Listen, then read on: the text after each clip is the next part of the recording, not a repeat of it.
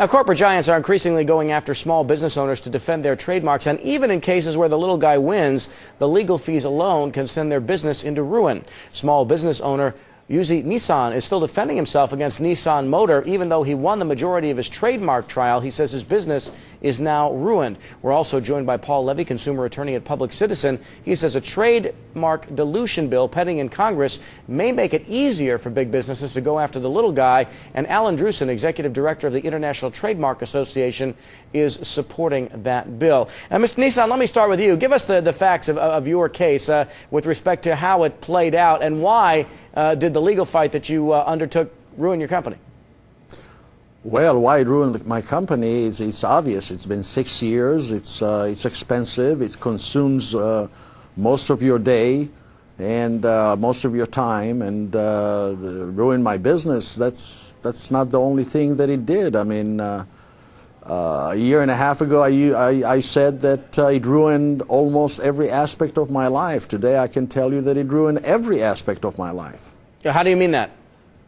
I mean, just like that. Financially, you know, family, your health, everything. Mr. Levy, should big businesses be able to sue someone like Nissan, whose last name is Nissan, for trademark infringement when he was born with that name? And they made it up, quite frankly.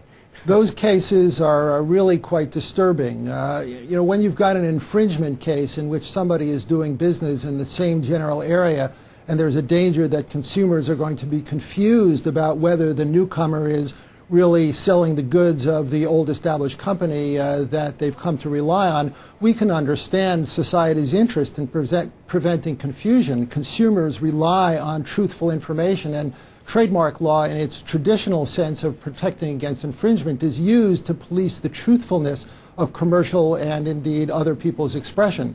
But when you get into the area of dilution law, you've got speech which is hypothetically truthful, because you don't have an infringement claim, at least if you have a dilution claim that can't succeed as an infringement claim. And then the question is, what's the social justification for suppressing this entirely truthful commercial speech? Yeah, now, Mr. Drewson, let's take a look at the two cases. Using Nissan, you know, he's not Nissan Motors. It seems pretty clear about that. Now, Sam Buck, who put her name together with a capital S but then a small b and put it together so it looked maybe a little bit more like Starbucks than if she were to have said Sam Buck's Coffee. You could maybe make an argument that Starbucks had a case here, but are some of these big companies just beating up on little guys to make sure they don't make any inroads into their own businesses? Well, I think as your news lead-in made it clear, this isn't always big guy versus little guy. Sometimes it's big guy versus big guy, little guy versus little guy. The trademark laws protect all trademark owners. That's true. In the case of the Starbucks matter, I don't know much about the facts of that case, but it was an infringement.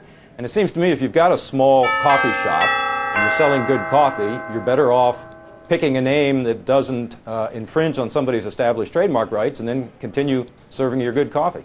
Mr. Levy, you were about to say something. I agree with Mr. Drewson about the Sam Buck's case as an infringement case. Here you have somebody in the same line of business, and in fact, according to the judge, she hadn't used the name Sam Buck since 1993. I gather she took advantage of the fact that that was her maiden name or something like that to claim that she had the right to use the name Sam Buck to describe her coffee store.